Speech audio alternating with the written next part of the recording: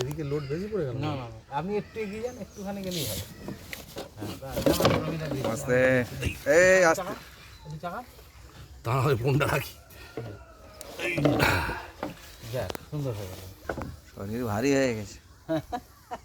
শরীর হেভি ভারী হয়ে গেল। না, বেশি ভারী হওয়া ভালো না। বাবা, আমাজন অববাহিকার মতো একবার জঙ্গল, তার তলা দিয়ে এইসব ডোঙায় করে যাচ্ছি জমি দেখতে। হ্যাঁ